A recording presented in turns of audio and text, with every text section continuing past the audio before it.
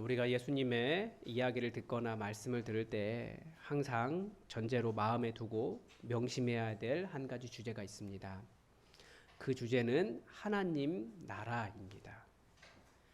예수님께서 지적하시는 문제들은 사람들이 어떤 방식으로 하나님 나라를 자꾸 깨고 있는가? 그리고 예수님께 주신 교훈은 그러면 어떻게 그 깨어진 하나님 나라를 회복할 것인가에 대한 주제를 가지고 있습니다. 깨어진 하나님 나라는 관계가 파괴되는 거죠.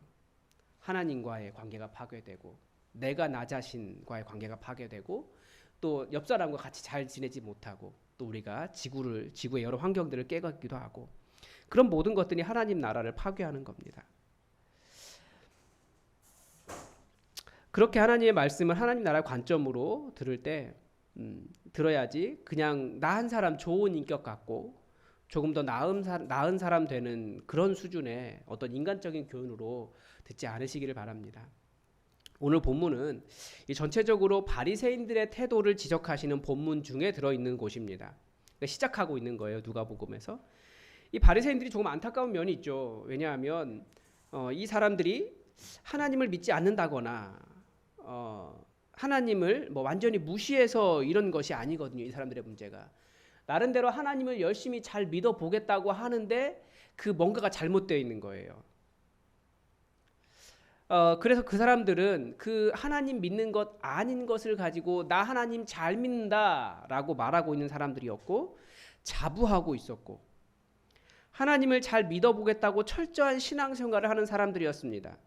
그러니까 안식일도 절대 어기지 않고 11조도 잘 드리고 성경 공부도 열심히 해서 성경을 다 외울 정도가 되었습니다. 그런데 그들의 무엇이 잘못되어 있는가 예수님은 그 문제를 지적하고 계시는 겁니다. 그러니까 내면의 그런 외향의 문제보다도 내면의 자세를 바꾸기를 그렇지 않으면 하나님을 존경하고 하나님을 섬기는 것이 아님에도 불구하고 내가 하나님 너무나 잘 믿는 사람이야 라고 착각하고 그러다가 역시 깨어진 하나님 나라의 관계를 가지고 있기 때문에 옆 사람을 정죄하는 거예요. 하나님 나라는 깨어지는 게 아니라 그 사람 사랑하는 건데 그 사람과 관계를 깨버리는 거죠. 정죄하고 후에 사도들은 이것을 율법과 은혜라는 단어로 대비를 시켰습니다. 대조했습니다. 교회는 바로 이 율법에서 벗어나서 은혜로 살아가는 사람들의 모임, 바로 그곳이 교회입니다. 오늘 누가복음 14장 안에 들어있는 오늘 본문은 누가복음 14장 안에 들어있는 비유 중에 하나입니다. 이 비유를 말씀하신 이유는 14장이 끝나고 15장 1절에 나옵니다. 모든 세리와 죄인들이 말씀을 들어 가까이 나아오니 그러니까 14장은 바리새인 한 사람이 예수님을 초청했어요. 그런데 이제는 15장에 가보니까 모든 바리새인들이 그러니까 많은 바리새인들이 막 나오는 거예요. 죄인들이 이렇게 오는 것을 보면서 이제 바리새인들이 보고 많은 바리새인들이 수군거리기 시작하는 거죠.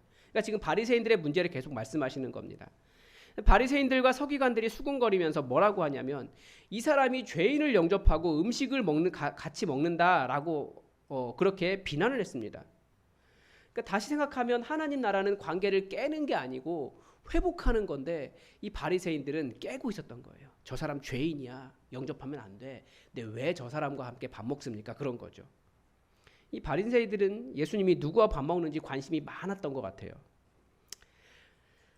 그런데 보니까 예수님은 자기들처럼 거룩하고 지체가 높으신 그런 분들하고 밥을 잘 안 먹고 세리와 죄인들 그런 사람들과 밥을 먹으시더라는 겁니다.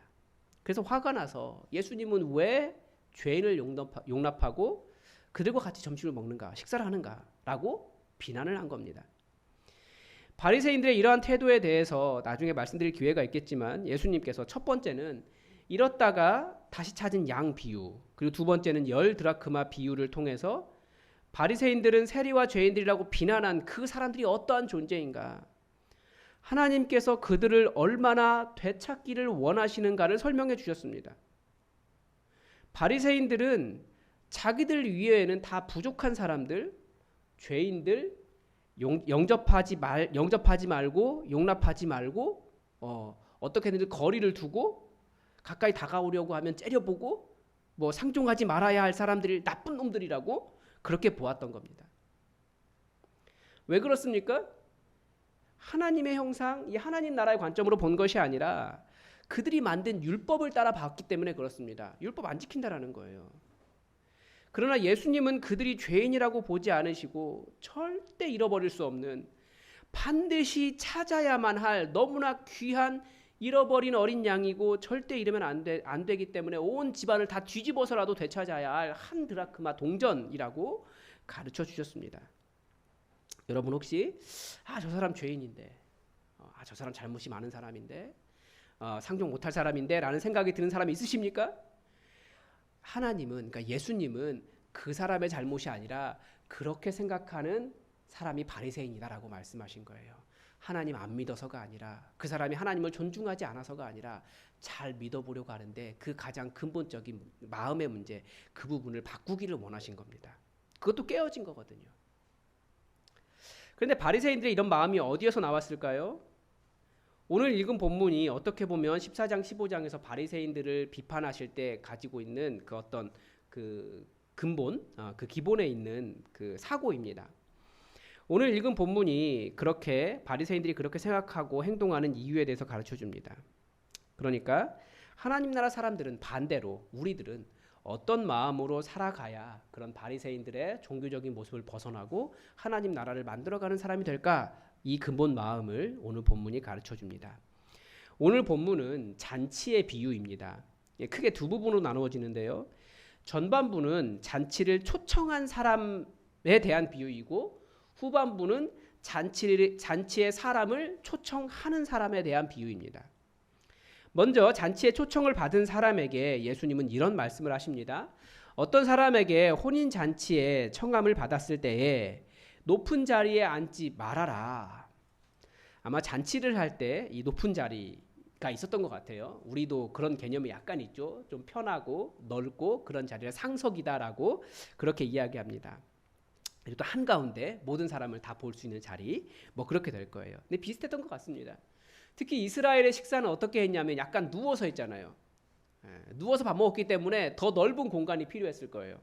그래서 아마 그런 자리였을 겁니다. 가장 넓은 자리.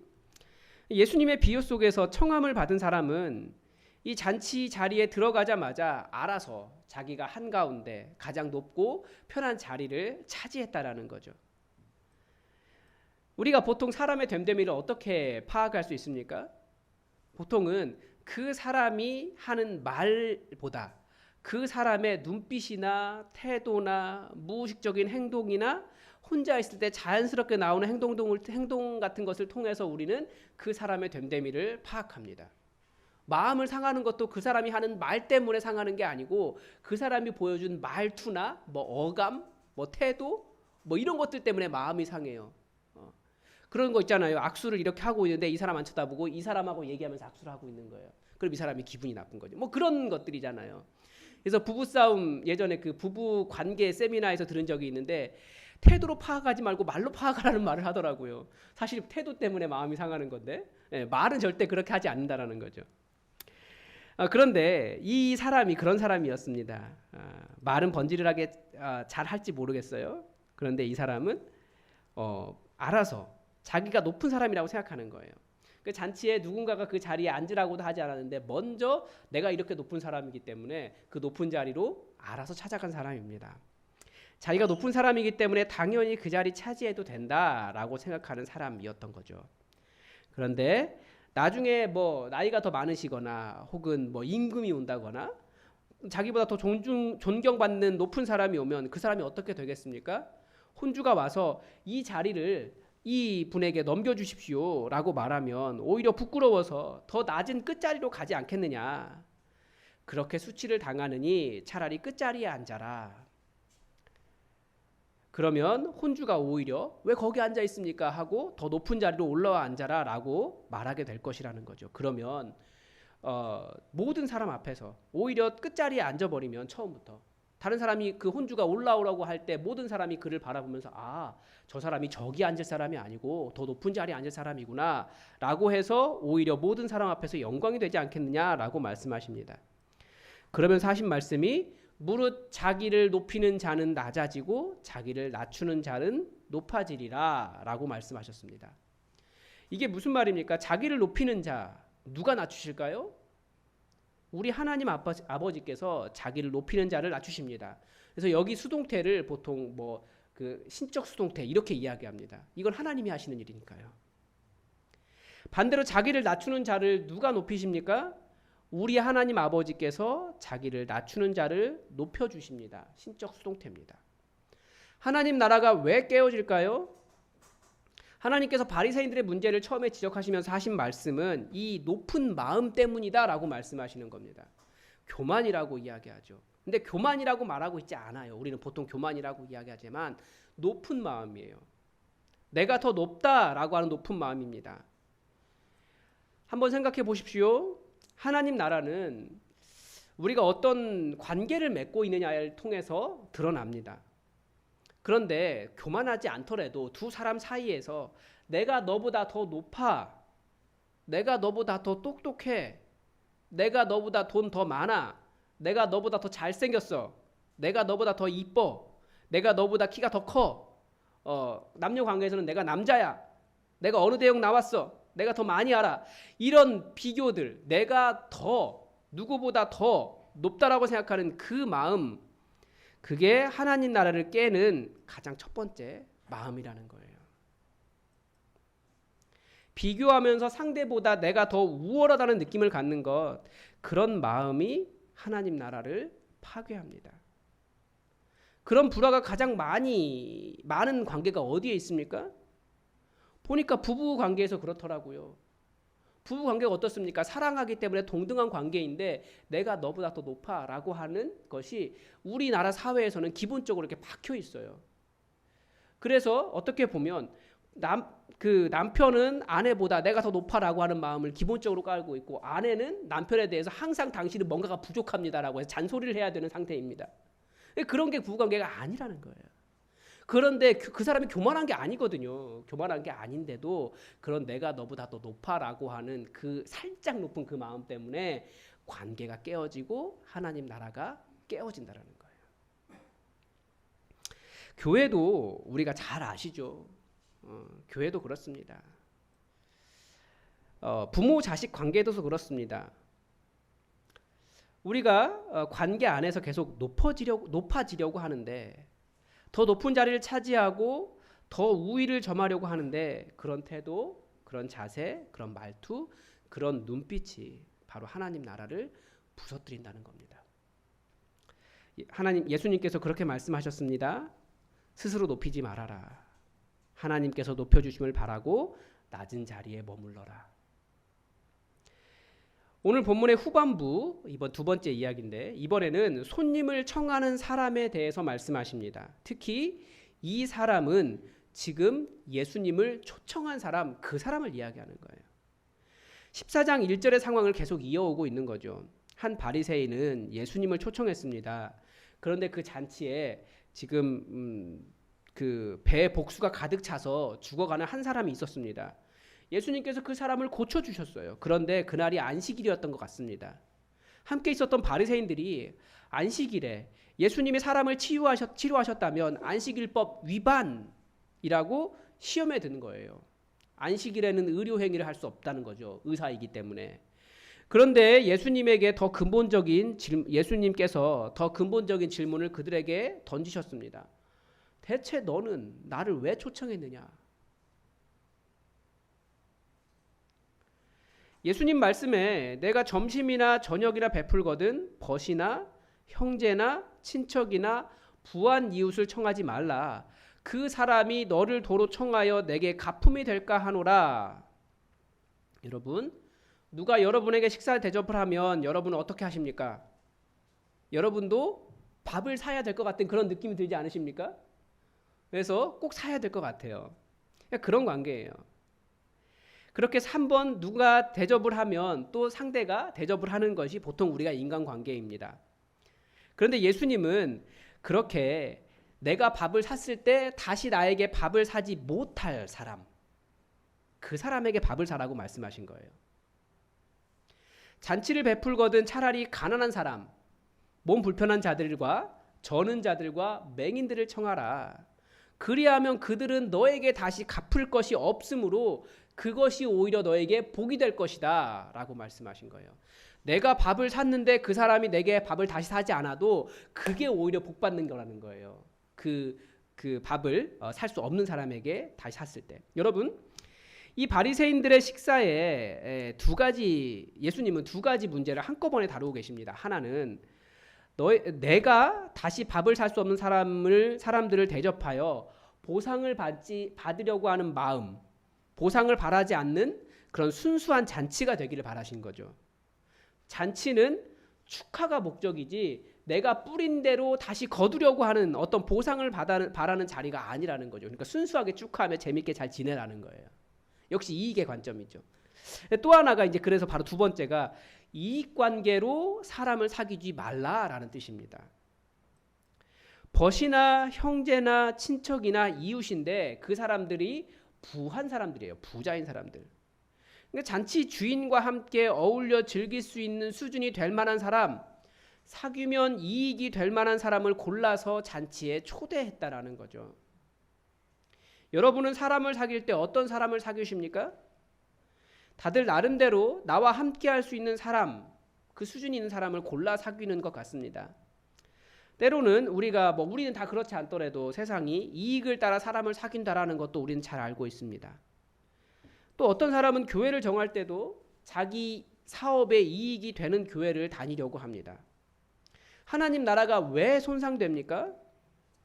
사람이라는 인격체를 그렇게 이익의 관점으로 바라보기 때문입니다. 사람을 인격이 아니라 이익의 관점으로 바라볼 때 어떤 일이 일어납니까? 잔인해지죠. 우리가 직장에서 갑질 그런 이야기 하잖아요. 남자들은 성욕을 위해 여성을 사용하는 성범죄가 일어납니다. 극단적으로 가면. 세상에 많은 범죄들이 다른 사람을 자기의 이익의 도구로 사용할 때 발생하지 않습니까? 보험 사기를 치려고 남편을 죽이기도 하고, 없는 돈 빌려서 전셋집 구했는데 깡통 전세 사기를 치기도 합니다. 최근에 기사에 대만에서는 한 몇천 명 되는 4,5천 명 되는 사람들이 인신매매로 팔려가서 장기 적주까지 당하는 일이 있었습니다. 돈 때문에 그래요. 사람을, 인격체를 이익의 도구로 대하기 때문입니다. 그런 사람은 하나님을 대할 때도 자신에게 이익이 될 때만 하나님을 예배하고 기도하지 않겠습니까? 관계를 모두 이익의 관점으로만 생각하면 안 된다라는 거죠. 그렇게 사귀지 말라라고 예수님 말씀하셨습니다. 예수님께서 우리에게 잔치에 초대하라라고 하신 명단을 보면 가난한 사람들, 몸 불편한 사람들, 저는 자들, 맹인들입니다. 그런데 14장 21절에도 같은 14장 21절에 동일한 명단이 또 나와요. 하나님 나라 종말적인 천국 잔치에 하나님께서 부를 사람들은 바로 그런 사람들이라는 겁니다. 잘 생각해 보면 예수님도 그런 사람들에게 가셨어요. 예수님이 먼저 그런 사람들에게 가셨습니다. 관계를 이익의 관점으로 바라보지 않고 내게 도움이 되느냐, 내 조직에 도움이 되느냐, 내 사업에 도움이 되느냐 이렇게 판단한 것이 아니라 하나님의 관점으로 바라본 겁니다. 그런데 그렇게 이익의 관점으로 관계를 바라보는 사람을 하나님도 그렇게 거절하시겠다라는 거죠. 오늘 다음 본문에 보면 이 하나님 나라 천국 잔치로 초청하시는데 관계를 이익의 관점으로 바라본 사람들이 어떻게 하는지가 나와요. 자기 밭일에 도움 안 되니까 지금 밭에서 일해야 되는데 예배 드리러 오라는 거예요.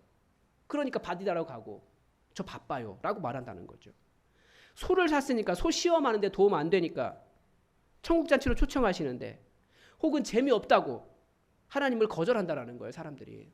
하나님을 거절하는 이유가 뭐 밭 사고 소 시험해보고 재미있게 지내는 것 그걸 누가 뭐라고 잘못이라고 이야기하지 않습니다. 그러나 하나님과의 관계 속에서 하나님을 예배하는 관계 속에서 하나님의 말씀을 따르는 관계 속에서 하나님을 이익의 관점으로 바라보기 때문에 하나님이 나의 밭일과 내가 소를 모는 일과 나의 즐거움에 아무 도움이 안 되기 때문에 하나님을 찾지 않는 경우 그게 바로 바리새인의 마음이라는 거예요.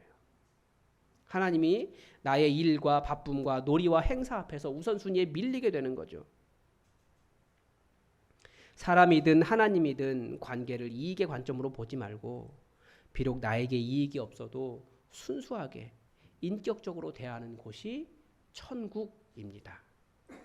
그리고 그런 사람에게 무엇을 약속해 주셨습니까? 14절 마지막에 보면 의인들의 부활 시에 내가 갚음을 받겠습니다. 가난한 사람, 육체적으로 연약한 사람 대신 하나님께서 갚아주실 거라는 거예요. 이런 것을 뭐라고 이야기합니까? 약속이라고 합니다. 하나님께서 무슨 약속을 주셨습니까? 다시 갚아줄 수 없는 사람에게 네가 밥 사주면 그거 내가 다 갚아줄게. 이게 하나님의 약속이십니다. 그리고 우리는 이것을 믿음이라고 말합니다. 왜냐하면 그것을 믿기 때문에 우리는 그렇게 합니다. 하나님의 약속을 믿으십시오. 이제 추석 명절이 다가오죠. 명절이기 때문에 아마 여러분들에게 선물을 하실 겁니다. 주로 우리는 어떤 사람들에게 선물을 합니까? 고마운 사람, 그동안 찾아뵙지 못했던 분들에게, 그런 어르신들에게 우리는 선물을 합니다. 사업을 하시는 분들은 때로 자신에게 사업 관계에 있는 파트너들에게 선물을 할 겁니다. 그런데 이번 명절에는 가난해서 내게 다시 무엇인가 갚을 수 없는 사람에게도 선물을 하시기 바랍니다. 내게 돌아올 것이 없을 겁니다. 그러나 분명히 그것은 부활 때에 의인의 선물로 하나님께서 우리에게 갚아주신다고 약속하셨습니다. 믿으시기 바랍니다. 이 하나님의 약속에 가장 충실하셨던 분이 바로 우리 주님, 우리 예수님이세요. 예수님께서 예수님 수준에 어울릴 만한 사람들을 부르셨다면 어떤 사람들이 합당했겠습니까? 아마 인간 중에는 그 누구도 예수님과 어울릴 수 없었을 거예요. 그분은 하나님이셨으니까요. 하나님이시니까요. 또 죄가 전혀 없으시기 때문에 우리 같은 죄인들은 예수님께 나아가기가 쉽지 않죠. 그런데 예수님은 어떻게 하셨습니까? 오히려 죄인들과 가까이 하셨어요. 심지어 그 죄인들을 위해서 십자가 위에서 죽기까지 하셨습니다. 그 결과가 무엇입니까? 이게 좀 긴데, 너희 안에 이 마음을 품으라 곧 그리스도 예수의 마음이니 그는 근본 하나님의 본체시나 하나님과 동등됨을 취할 것으로 여기지 아니하시고 오히려 자기를 비워 종의 형체를 가지사, 그만큼 낮아지셨다라는 거예요. 자기를 낮추시고 죽기까지 복종하셔서 십자가에서 죽기까지 하셨습니다. 이러므로 그 뒤에 뭐라고 되어 있습니까? 그렇게 낮아지셨고 더 가난한 사람들에게 가셨고 죄인들에게 가셨고 심지어 죽기까지, 그들을 위해 죽기까지 하셨더니 하나님이 그를 지극히 높여 모든 이름 위에 뛰어난 이름을 주셔서 하늘에 있는 자들과 땅에 있는 자들과 땅 아래에 있는 모든 자들 다 모든 무릎을 예수의 이름에 꿇게 하시고 모든 입으로 예수 그리스도를 주라 시인하여 하나님 아버지께 영광을 돌리게 하셨느니라. 가장 높은 하나님으로 머물지 않고 가장 낮아지셔서 죽기까지 하셨는데 용납할 수 없는 사람들, 대체 너는 왜 그러냐라고 하는 사람, 그 사람 위에 죽기까지 하셨는데 가장 높은 이름을 얻으신 분이 되셨습니다. 우리는 예수님의 이 겸손하심, 낮아지심, 그거 따라가는 사람들입니다. 그래서 그리스도인이라는 이름은 그 헌신과 낮아짐과 십자가는 지는 삶 때문에 보상이 지금 당장 없지만 부활할 그날 아침에 주님 주실 것 때문에 우리는 더 아름답게 빛날 수 있는 사람들입니다. 세상은 계속해서 높은 자리로 올라가라고 합니다. 높은 자리에 올라가서 나쁠 것 없죠. 또 그런 높은 자리가 때로는 어떤 할 일이 있기도 합니다. 그런데 그것이 나의 자랑이 되지는 않도록 하십시오. 혹은 내가 높은 자리에 올라갔다라고 해서 내가 사람이 높아졌다라고 생각하지 마십시오. 높은 사람이 되었다고 해서 낮은 사람들을 내려다보고 멸시하고 이용하려고 하지 마십시오.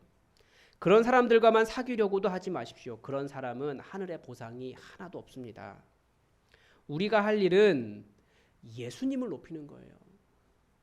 여러분에게 자랑할 만한 것이 많이 있다는 것을 압니다. 세상적인 지위로도 혹은 나의 모든 상황으로도 자랑할 것이 많이 있다는 걸 알아요. 어떤 분은 돈도 많고, 어떤 분은 잘생기셨고, 어떤 분은 아름다우시고, 어떤 분은 아는 것도 많고, 어떤 분은 자녀가 좋은 직장도 다니고, 어떤 분은 세상에서 존경을 받기도 하고, 다 부럽네요. 그런데 다 그 모든 것이 우리의 주인 되신 예수님의 영광을 위하여 주어진 것이지 나의 영광을 위해 주어진 것이 아니라는 겁니다. 그 모든 것이 주어진 이유, 예수 우리 왕 그분을 위하여 우리에게 주어진 것입니다. 그래서 우리에게 스스로 던져야 할 명령이 하나 있습니다. 최근에 제가 어떤 세미나 갔다가 듣고 난 다음에 계속 제 속에 계속 제가 매일같이 외치는 말인데, 미국은 설교할 때 이 목회자가 자기 자랑하면 이 앞에 앉아 계시는 약간 그런 분들 상상이 되시죠? 목소리가 약간 굵고 낮은 목소리를 가진 권사님이 계신 거예요. 할머니 권사님이. 그래서 목회자가 자기 자랑하면 Praise the Lord. 주님을 찬양하라. 주님을 높여라. 그렇게 앞에서 이야기하신다는 거예요. 목사 자랑하지 말고 주님을 높여야지. 그래서 오히려 목회자가 예수님 이야기 막 하면 Yes, Amen 그런다는 거예요.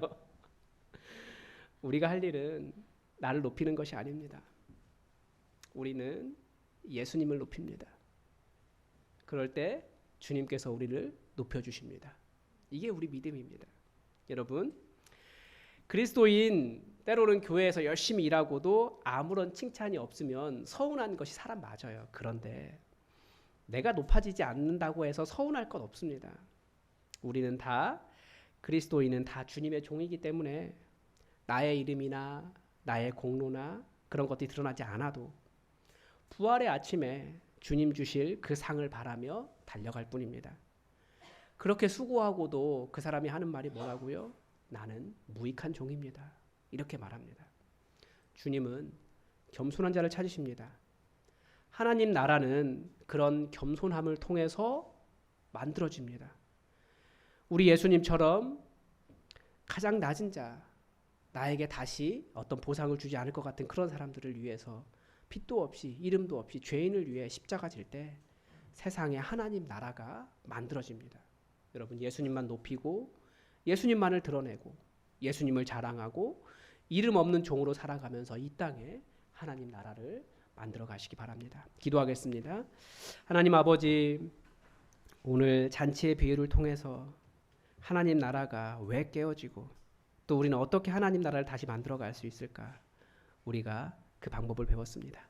하나님 아버지, 혹시 우리도 교만하진 않지만 그래도 다른 사람보다 비교하면 내가 조금 더 높다라고 생각하며 그렇게 하나님께서 주신 귀한 관계들을 깨고 있지는 않은지 돌아보게 하시고, 더 사랑하며 나를 자랑하고 내가 높다고 말하기보다 오로지 예수 그리스도만 자랑하는 삶이 되게 하여 주시옵소서. 그럴 때 하나님께서 우리를 높여주시는 영광을 경험할 수 있도록 또 우리와 함께하여 주시옵소서. 주께서 도우시며 주님의 약속을 이루시길 원하며 예수님의 이름으로 기도드립니다. 아멘. 우리 다 함께 찬송가 431장 함께 찬양.